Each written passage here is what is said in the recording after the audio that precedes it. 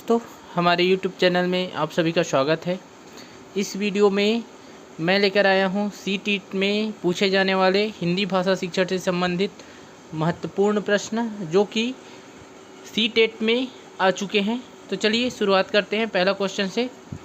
विद्यालय के बाहर का जीवन और वहाँ प्राप्त ज्ञान एवं अनुभव भाषा सीखने के लिए आवश्यक प्रेरणा देते हैं, क्योंकि देखिए पहला विकल्प है मानक वर्तनी का सम्यक ज्ञान मिलता है, दूसरा लेखन की विभिन्न शैलियों का परिचय मिलता है, तीसरा समृद्ध भाषिक परिवेश मिलता है, चौथा इससे व्याकरणिक नियमों की जानकारी प्राप्त होती है। तो देखिए विद्यालय के बाहर का जीवन और वहाँ से प्राप्त ज्ञान एवं अनुभव भाषा सीखने के लिए आवश्यक प्रेरणा देते हैं, क्योंकि देखिए अगर वर्तनी का सम्यक ज्ञान मिलता है क्या बाहर से, विकल्प दूसरा देखिए है ना, तो पहला विकल्प गलत हो जाएगा। दूसरा लेखन की विभिन्न शैलियों का परिचय मिलता है, तो ये भी नहीं मिलता है। व्याकरणिक नियमों की जानकारी प्राप्त होती है, तो व्याकरणिक नियमों की जानकारी प्राप्त नहीं होती है, तो चौथा ऑप्शन भी गलत हो जाएगा। ठीक है, तो देखिए करेक्ट आंसर क्या होगा कि जो विद्यालय के बाहर का जो जीवन है ना, वहाँ पे समृद्ध भाषिक परिवेश मिलता है। क्या मिलता है? समृद्ध भाषिक परिवेश, मतलब बच्चे को ज़्यादा से ज़्यादा भाषा के प्रयोग के अवसर उपलब्ध होते हैं। तो करेक्ट आंसर हो जाएगा तीसरा, हमारा विकल्प तीसरा करेक्ट आंसर है। अगला क्वेश्चन देखते हैं। दूसरा क्वेश्चन, पहली कक्षा में प्रवेश लेने से पहले आमतौर पर बच्चे, देखिए पहली कक्षा में प्रवेश लेने से पहले आमतौर पर बच्चे, अब देखिए विकल्प दिया है पठन लेखन में दक्ष होते हैं, दूसरा स्व अभिव्यक्ति जानते हैं, तीसरा भाषा के व्याकरणिक नियम जानते हैं, चौथा तुतलाकर बोलते हैं। तो देखिए भाषा के व्याकरणिक नियम नहीं जानते, तो ये गलत हो जाएगा। पठन लेखन में दक्ष होते हैं, ये भी गलत हो जाएगा। अब देखिए तुतलाकर बोलते हैं, ये तो तुतलाकर बोलते हैं, लेकिन अगर करेक्ट आंसर हम लोग भाषा के संदर्भ में देखें तो क्या जानते हैं, ये भी जानते हैं और स्व अभिव्यक्ति जानते हैं, मतलब अपनी बात को स्वयं से कहना जानते हैं। जैसे कि किसी बच्चे को कुछ चीज़ की आवश्यकता है, उसको खेलना है या उसको पानी पीना है, उसको भूख लग रहा है, तो उसको क्या करते हैं, वे अपने शब्दों में अभिव्यक्त कर पाते हैं। तो देखिए करेक्ट आंसर इसका क्या हो जाएगा, ये तुतलाकर बोल पाते हैं, लेकिन ये जो है सटीक आंसर नहीं हो रहा है। ये तुतलाकर बोल पाना तो केवल एक पक्ष है ना, स्व अभिव्यक्ति में तुतलाकर बोलना भी आ जाता है। इसलिए देखिए करेक्ट आंसर इसका क्या हो जाएगा, तुतलाकर बोलने के द्वारा बच्चा क्या करता है, मतलब अपने जो बात है उसको अभिव्यक्त करता है। तो देखिए करेक्ट आंसर क्या है, स्व अभिव्यक्ति है। अगला क्वेश्चन देखते हैं, क्वेश्चन नंबर तीसरा, सुरभि अक्सर ड़ वाले शब्दों को गलत तरीके से उच्चारित करती है, आप क्या करेंगे? देखिए पहला, उसे ड़ वाले शब्दों की सूची पढ़ने और लिखकर अभ्यास करने के लिए देंगे, दूसरा उसे ड़ वाले शब्दों को पीछे पीछे दोहराने के लिए कहेंगे, तीसरा उसे सहजता के साथ अपनी बात कहने के लिए प्रोत्साहित करेंगे, चौथा उसे ढ़ वाले शब्दों की सूची पढ़ने एवं बोलकर अभ्यास करने के लिए देंगे। तो देखिए इसका करेक्ट आंसर क्या होगा, देखिए चूँकि यहाँ पे उसका उच्चारण गलत कर रहा है, तो उच्चारण गलत कर रहा है, तो देखिए लिख कर अभ्यास देने का कोई फ़ायदा नहीं है, यहाँ पे लिख कर अभ्यास करने के लिए देंगे, तो ये तो गलत हो जाएगा। ठीक है, अगर देखिए उससे ड़ वाले शब्दों को अपने पीछे पीछे दोहराने के लिए कहेंगे। ठीक है, तीसरा विकल्प दिया उसे सहजता के साथ अपनी बात कहने के लिए प्रोत्साहित करेंगे, और ड दिया है कि उसे ड़ वाले शब्दों की सूची पढ़ने एवं बोलकर अभ्यास करने के लिए देंगे।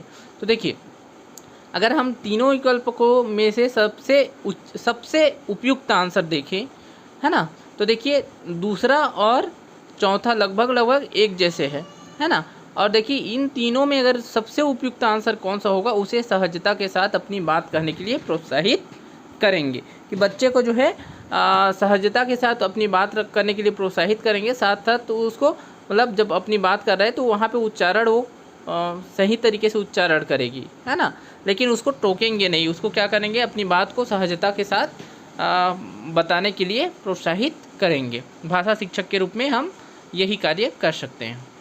देखिए करेक्ट आंसर इसका हो जाएगा विकल्प तीसरा। अगला क्वेश्चन देखते हैं, क्वेश्चन नंबर 4, प्राथमिक स्तर पर पढ़ने की क्षमता का आकलन करने की दृष्टि से सबसे अधिक महत्वपूर्ण है। देखिए विकल्प है पहला विराम चिन्हों का ज्ञान, दूसरा पढ़ने में प्रवाह, तीसरा अर्थ का निर्माण, चौथा वर्णों की पहचान। ठीक है, तो देखिए करेक्ट आंसर इसका क्या हो जाएगा, प्राथमिक स्तर पर बोला है ना, पढ़ने की क्षमता का आकलन करना मतलब मूल्यांकन करना या फिर आकलन करना कि बच्चा कितना सीख पा रहा है, कितना नहीं सीख पा रहा है, क्या कमी है। ठीक है, तो देखिए विराम चिन्हों आकलन में सबसे अधिक महत्वपूर्ण क्या है? विराम चिन्हों का ज्ञान महत्वपूर्ण है क्या प्राथमिक स्तर पे? तो नहीं है, करेक्ट, गलत हो जाएगा। पढ़ने में प्रवाह भी महत्वपूर्ण नहीं है ना। भले कोई धीरे से पढ़ेगा, कोई स्पीड में पढ़ेगा, लेकिन पढ़ने में प्रवाह जो है महत्वपूर्ण नहीं है। अर्थ का निर्माण या और दिया है वर्णों की पहचान। तो देखिए वर्णों की पहचान भी महत्वपूर्ण नहीं है। सबसे ज़्यादा महत्वपूर्ण है कि बच्चे जो है अर्थ का निर्माण कर पाए, मतलब बच्चा जो है या तो शिक्षक बोल रहे हैं तो बच्चा समझ पाए, है ना, उसके बच्चे के साथी बोल रहे हैं तो उसको समझ पाए, शिक्षक पाठ्य पुस्तक को पढ़ा रहे हैं, है ना, कोई बात कह रहा है तो उसको समझ पाए, है ना, खुद पढ़ के कुछ मात्रा में उसको भी समझ पाए, है ना। तो सबसे ज़्यादा महत्वपूर्ण क्या है कि अर्थ का निर्माण जो है सबसे ज़्यादा महत्वपूर्ण है, मतलब शब्दों के अर्थ को समझ पाए, वाक्यों को समझ पाए, है ना, जो उसके सामने जो कहा जा रहा है उसको समझ पाए, है ना। तो ये सब महत्वपूर्ण होता है। तो देखिए पढ़ने की क्षमता का आकलन करने की दृष्टि से सबसे अधिक महत्वपूर्ण अर्थ का निर्माण होगा। दोस्तों यदि आप इस चैनल में पहली बार आए होंगे तो चैनल को सब्सक्राइब जरूर कर लें। इसमें सारे ऐसे क्वेश्चन लिए जा रहे हैं जो कि सीटेट परीक्षा में आ चुके हैं, और प्रीवियस ईयर का क्वेश्चन आप लोगों के लिए बहुत ही महत्वपूर्ण होता है, क्योंकि लगभग यही इसी टाइप का क्वेश्चन जो है आपके आने वाले एग्जाम में भी पूछा जाएगा। तो अगला क्वेश्चन देखते हैं। भाषा की कक्षा में कहानी सुनाने का मूल उद्देश्य है। पहला, बच्चों की कल्पना शक्ति का विकास। दूसरा, बच्चों में सुनकर दोहराने की आदत का विकास। तीसरा, बच्चों की अनुशासन में रखना।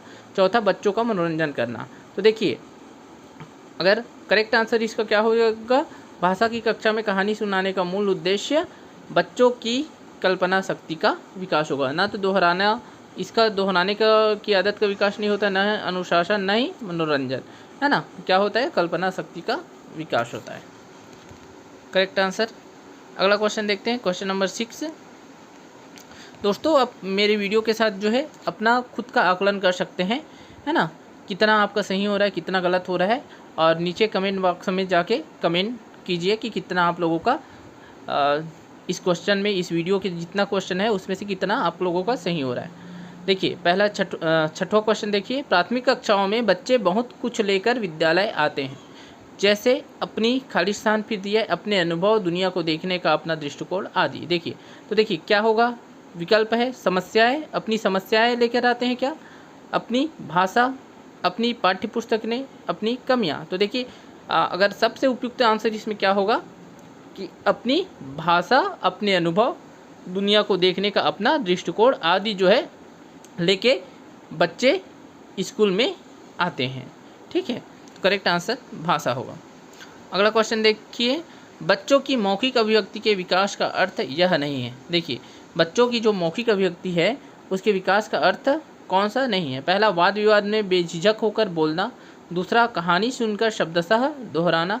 तीसरा, अपनी कल्पनाओं की मौखिक अभिव्यक्ति। चौथा, बातचीत में सक्रिय भागीदारिता का निर्वाह करना। तो देखिए अगर इसके करेक्ट आंसर इसको देखें तो ऑप्शन से समझ आ रहा है कि ये वाद विवाद का जो है, वाद विवाद में भी झिझक होकर बोलना, ये तो हो सकता है।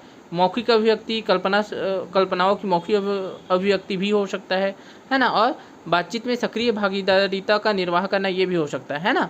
देखिए क्या नहीं हो सकता है, तो कहानी सुनकर शब्दशः दोहराना, ये जो है हमारी मौखिक अभिव्यक्ति के विकास का अर्थ नहीं होता है। तो देखिए करेक्ट आंसर क्या हो जाएगा इसका, कहानी सुनकर शब्दशः दोहराना। अगला क्वेश्चन देखते हैं। भाषा की कक्षा में यह जरूरी है कि, देखिए पहला, भाषा शिक्षक भाषा का पूर्ण ज्ञाता हो। दूसरा, भाषा शिक्षक बच्चों की उच्चारणगत शुद्धता पर विशेष ध्यान दे। तीसरा, भाषा शिक्षक बच्चों की वर्तनी को बहुत कठोरता से ले। चौथा, स्वयं भाषा शिक्षक की भाषा प्रभावी हो। तो देखिए सब इसमें करेक्ट आंसर क्या होगा, देखिए भाषा शिक्षक भाषा का पूर्ण ज्ञाता हो, ऐसा संभव नहीं है ना, कि पूर्ण हर चीज़ उसको आए, पूर्ण ज्ञाता हो, है ना, जरूरी नहीं है।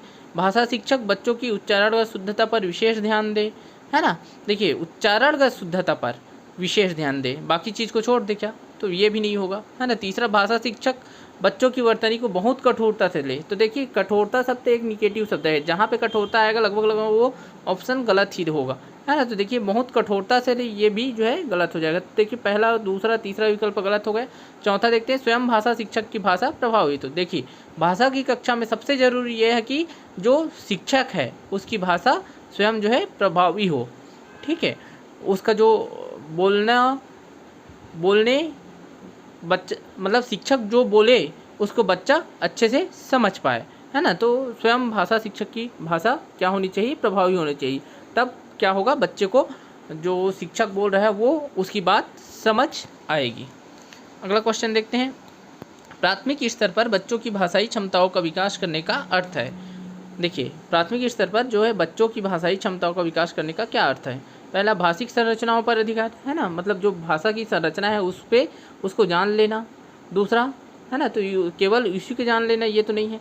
दूसरा, भाषा प्रयोग की कुशलता पर अधिकार। तीसरा, भाषा अनुकरण की कुशलता पर अधिकार, है ना। चौथा, भाषिक नियमों पर अधिकार। तो देखिए भाषिक नियमों पर अधिकार जरूरी नहीं है, नियम जरूरी नहीं है, बल्कि भाषा का प्रयोग जरूरी है। तो देखिए विकल्प दूसरा में जो है भाषा प्रयोग की कुशलता पर अधिकार, तो ये जरूरी है।